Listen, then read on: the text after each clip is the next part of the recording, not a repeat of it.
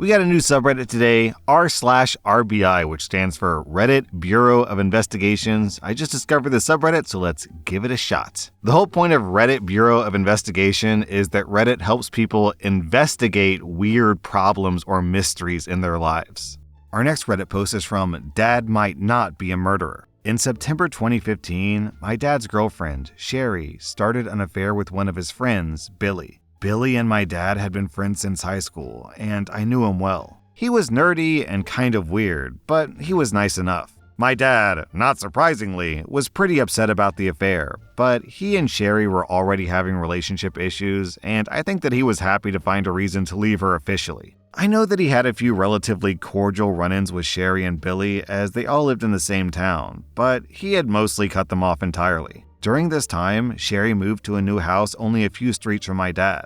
By Thanksgiving of 2015, my dad was roughing it a little. I think he was still kind of bummed about the affair, but he had recently been in a car accident resulting in him losing his job due to a back injury. So additionally, he was having some money issues pending a lawsuit settlement that he was waiting on. By December, he was back on the mend and in pretty good spirits. We were very close and spent a lot of time together hanging out or going to bars and concerts. At the beginning of December at 8 a.m., my dad called me at work. We only spoke for about 10 minutes, but he was in a great mood. We had some laughs and made plans to hang out for the weekend. He mentioned very briefly that Sherry had called him about an hour earlier, but he ignored the call. I barely even remember him saying it. I got home from work that night and my phone rang. It was a family friend calling to tell me that my dad was dead, but she didn't have any other details. I was totally shocked. I had no idea what was going on, and I was in instant denial because we just made plans. I had a million things running through my head: car accident, heart attack, etc. A few moments later, my dad's two brothers and my grandmother knock on my door. It was true. My dad was dead. However, the biggest shock was that Sherry was also dead. A murder-suicide. I could hardly believe what I was hearing. To add insult to injury, Billy was the one who found their bodies at Sherry's house and was currently being interviewed by police. I took a call from one of the investigators on the scene. He mentioned that it was a cut-and-dry case. 2 adults deceased, each with a gunshot wound to the head. My dad was still clutching the gun. My dad was a hunter, so I was curious about the murder weapon. To my surprise, it was a small-gauge handgun. But it wasn't my dad, it was Sherry's. Odd, but okay. During this call, and I will never understand why the officer found these details necessary, he told me that my dad and Sherry had consensual intercourse prior to their death. He also told me that there was a gap in time between the deaths. That likely my dad had killed Sherry, had instant regret, paced, considered his options, and ultimately decided to also kill himself. As I'm listening to this, I just cannot wrap my mind around any of it because it was just so out of character for my dad. And not in a, I don't believe my dad could do something like this kind of way, like a real, sincere confusion. First off, he wasn't even that depressed about the affair. They had already been split up for 3 months at this point, and he was seemingly pretty happy in the wake of it all. Second, as I mentioned before, Sherry was living in a new house. My dad didn't know this house at all, so why or how would he have ended up with her gun in her house? He had his own guns. Thirdly, I knew that she had called him that morning and he ignored her call. It doesn't feel like someone desperate to kill another person would pass up on an opportunity for an interaction with that person. None of it made sense, but I had to come to terms with the information I was giving and trust the police department knew exactly what they were doing. Not to mention, I had a funeral to plan and some deep grieving to do. A few days later, I made the trip over to my dad's house to collect his belongings and settle his affairs. His house was shockingly fully on, like lights on, TV on, cat not fed,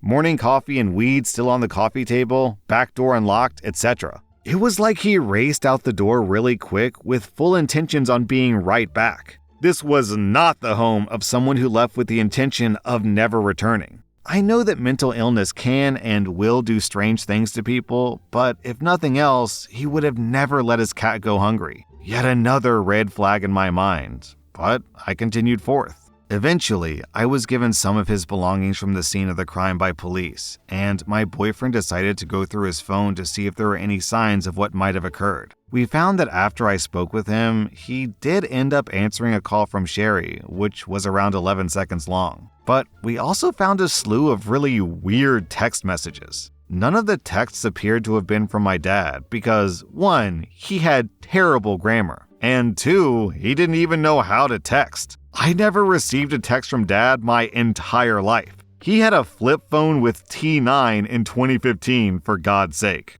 For those who don't know what a T9 phone is, that's those phones with actual physical buttons, and if you want to type out the letter B, you have to click 1 twice because 1 was ABC.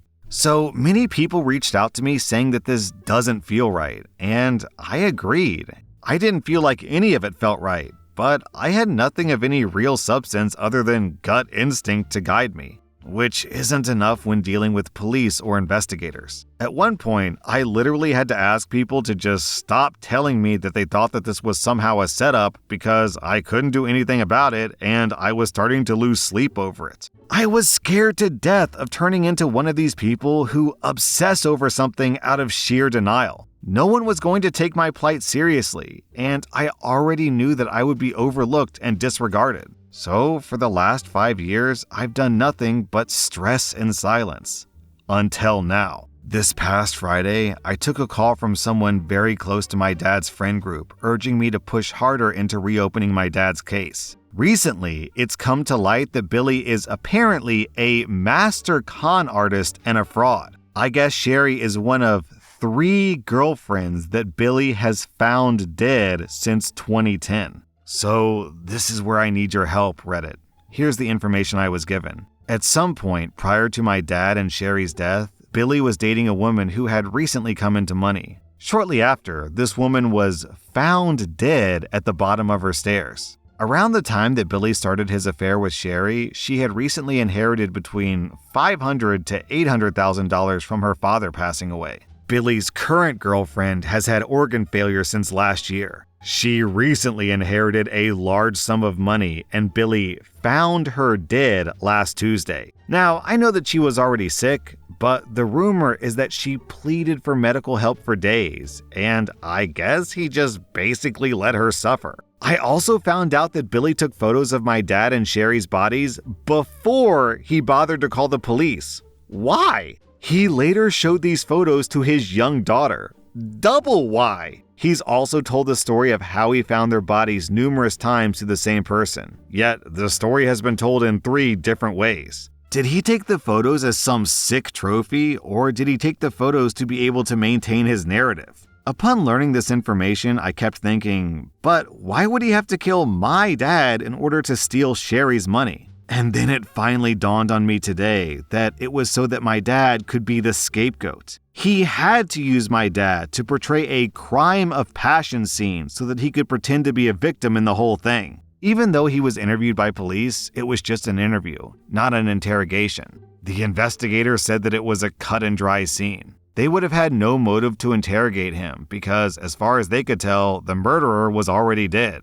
However, I do know that there was about 1 hour in Billy's timeline that was unaccounted for. Billy has a very high IQ.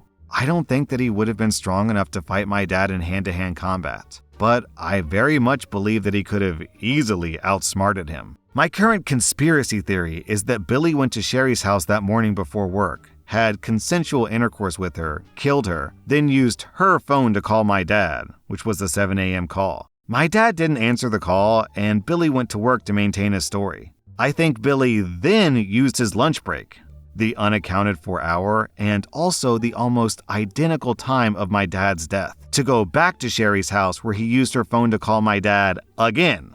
This is the 11-second call that my dad did answer, which caused him to race over to Sherry's house, leaving his house in the state that I found it in 2 days later. I think that he tricked my dad into coming to Sherry's where he would be caught off guard and out of his element for an attack. I also think that this could be where the gap in their deaths could be. Then I think Billy went back to work for the rest of the day and then found my dad and Sherry, where he took the photos and then called the police. Here's my problem. I have no idea what to do. I don't know how to reopen a closed case. I don't have any direction on who to speak to. I've tried the police department who handled my case, the local FBI, and the state's attorney general, and no one can even tell me who could help me with all this. Do I need a private investigator? Do I need an attorney? Is this worth looking into at all? I would love to clear my dad's name and take this terrible weight off my family's shoulder once and for all. I'm also fully prepared to accept that I could be wrong, but now I have to know.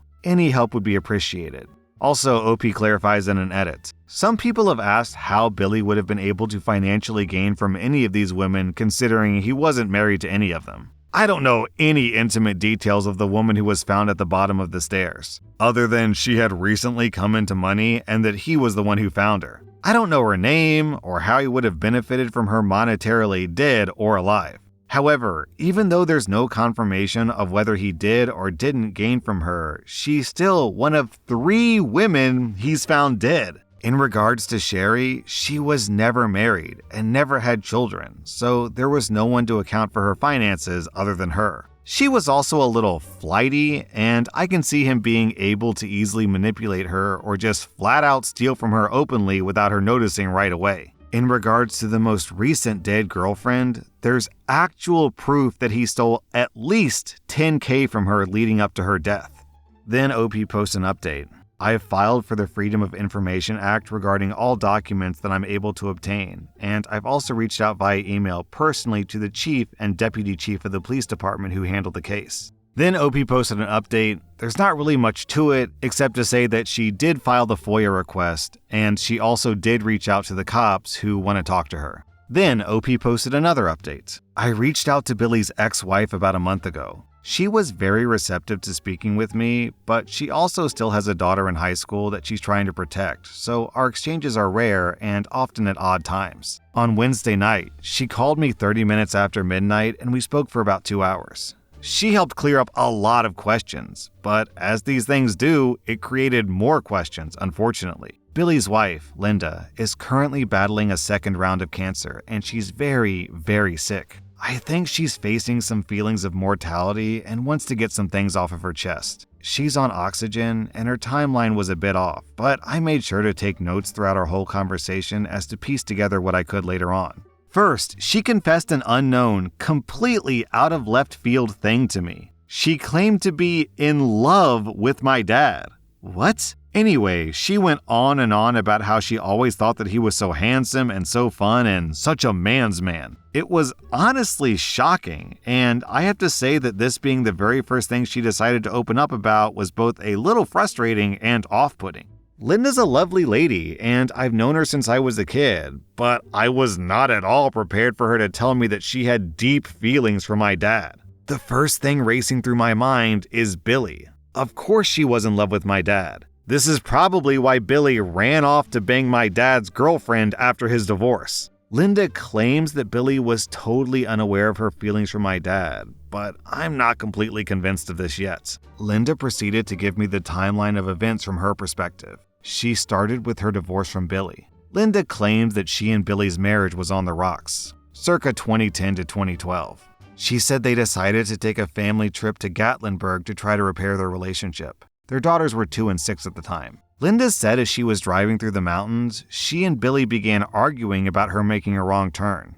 Billy then placed his foot on her foot on the gas pedal and pressed it to the floor. She was desperately trying to keep the vehicle from going off the side of a cliff, and she's pressing both the foot brake and the emergency brake. Finally, the car slows down. Their 6-year-old leaps from the car, Linda grabs their 2-year-old, and Billy proceeds to beat the living hell out of her on the side of a mountain with a toddler on her hip. She said that a truck pulled up, pulled Billy off of her, called the cops, and he spent the night in jail. They went home, and she went forward with divorce filings. A few years later, at the time of the affair/murder/suicide regarding my dad and Sherry, Linda recounted the way that she knew the story to be true. She claims that this particular Friday was Billy's night to pick their daughter up from daycare. She states that Billy's story is that he went to Sherry's house, found she and my dad dead, left in fear, and then immediately returned to call the police. Once the police were on the scene, Billy asked if he could leave to pick up his daughter, and the police agreed. This is strange to me.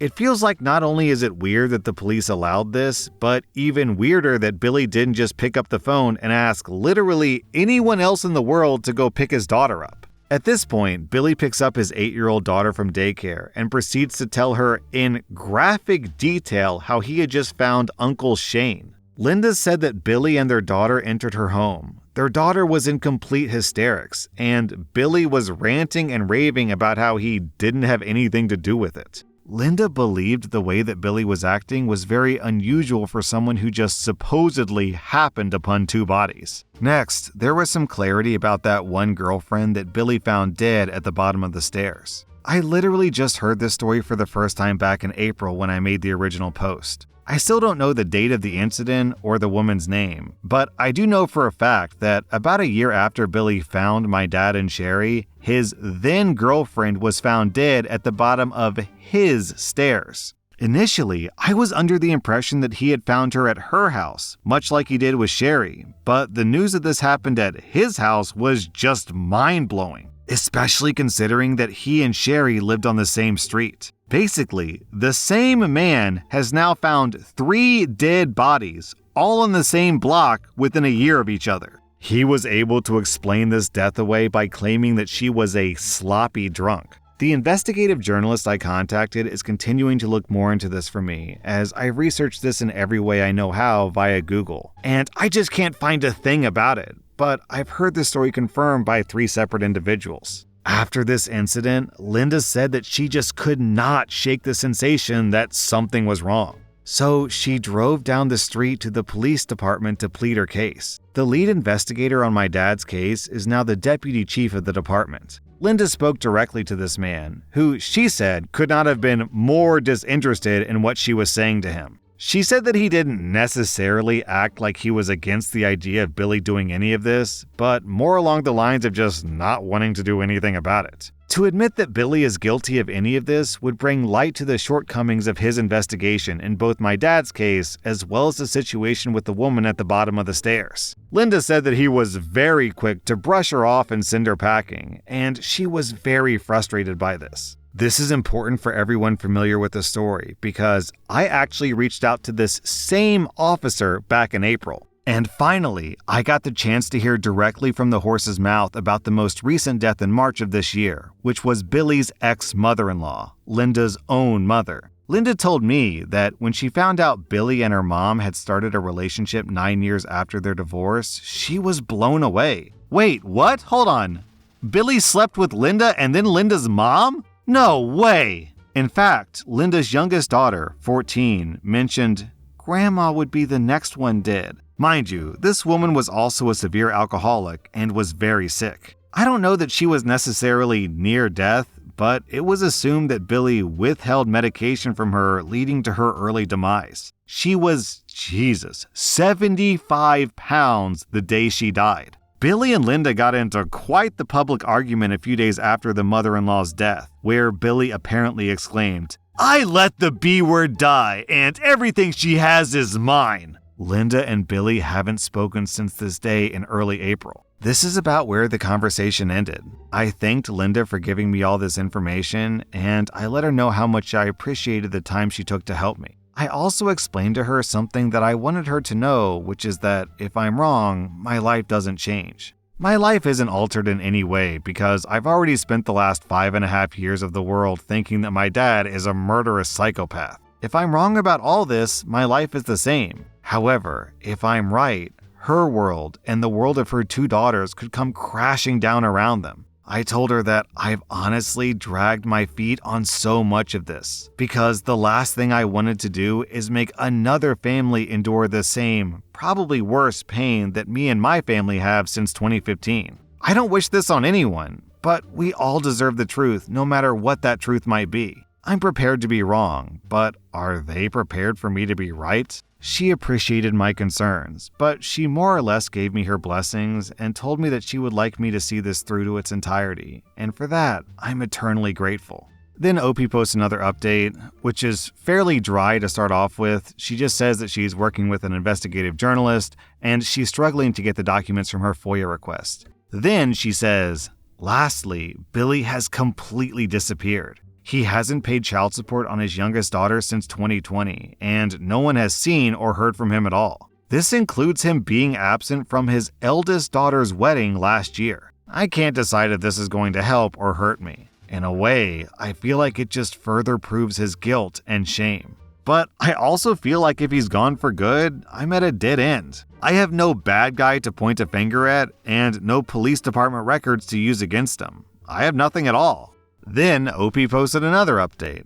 And this is the last update, just to give you guys a heads up. So back in April, about 2 weeks before my father-in-law passed, my mom and I went with the deputy chief, the lead investigator at the time of my dad's case. He was surprisingly very receptive, kind, and understanding. A few things that happened in this 2-hour meeting that were both shocking and frustrating. He sat down with my mom and I, heard our plight, and then continued forward on his stance that, to him, his team and their evidence, he still feels strongly that the correct judgment was made on the case. He said he understood where my head was at and definitely accepted some of my concerns surrounding Billy and the deaths of the other girlfriends. He happened to also be on the scene for the woman who fell at the bottom of the stairs, and also cleared up some confusion about that for us. Of course, he said that he specifically remembered Billy from my dad's case only a few years earlier, but said that Billy was not as receptive or helpful in the case of girlfriend number 2. However, he said that the details I was given about girlfriend number 2 were not exactly correct. Yes, there was a second dead girlfriend around 2017. But he recalled a scenario where she drunkenly fell midday off her porch as a result of some sort of an aneurysm type scenario. He said that this was universally agreed on by many on the scene, given the fact that her body was just absolutely covered in multiple unidentified party bruises, both old and new. Those who were familiar with her attested to both her drinking problem as well as her constant injuries. And from their account, this was an accidental death caused by the woman herself.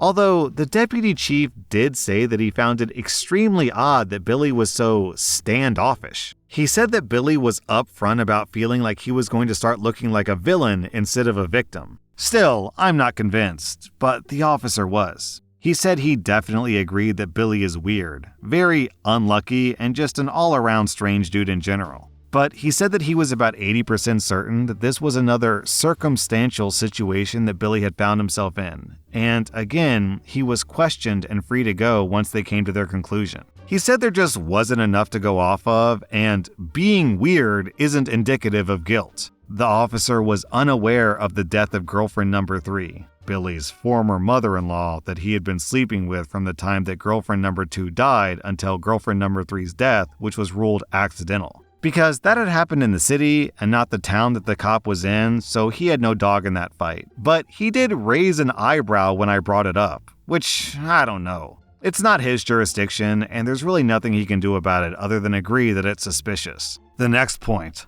Ugh, this is the worst. I'm guessing that because I've been so involved in this, the cop just assumed that I'd grown accustomed to the details of my dad's case. But as he was pulling files around my dad's case and making copies, he tossed a manila folder on the table that, upon opening, had an 8x10 photograph of my dad's hands in his lap, in a puddle of blood with the pistol still in his hand. My mom and I both audibly gasped. It was unreal. I still can't believe that I saw that. I had done a really good job this entire time of having the luxury of assuming what the scene looked like without actually seeing it. This was the first time I'd seen any photos of the crime scene at all, and it was very hard for me. It knocked so much wind out of my sails that I was pretty worthless after that. My mom carried most of the rest of the meeting for me. I explained to the cop the multiple stories that had been circulating around Billy's constant retelling of how he found the bodies. Laying down, gun on the ground, sitting up,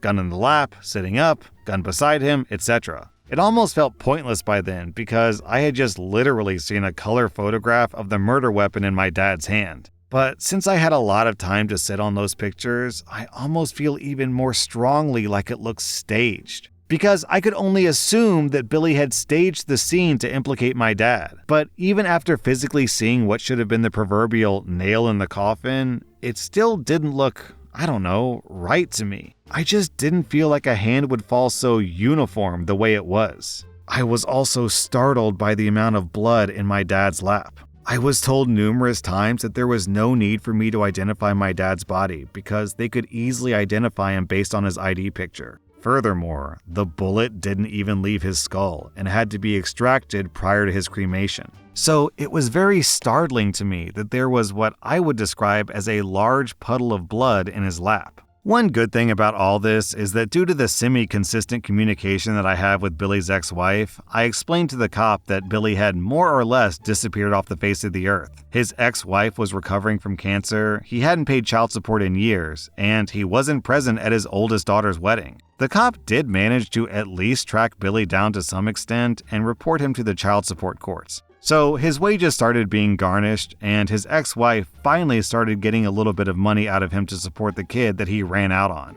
So there's one semi-win in all of this. Linda posted a very sincere and heartfelt Facebook status about a little bird, me, doing much of the footwork to hold him accountable, and we later privately discussed my meeting with the cop. I had heard that recently, though, she stopped receiving payments again. One more thing. For some reason, I'm back to believing that Sherry's brother still had something to do with it regarding money. I honestly feel like Sherry's brother talked Billy into this with the promise of a payout on the back end. Why else would her only biological sibling not give a care in the world about her sister's house being covered in emergency vehicles on a Friday night? Something is still off there, but I can't decide what yet. Unfortunately, that's the end of all updates, so we can only guess.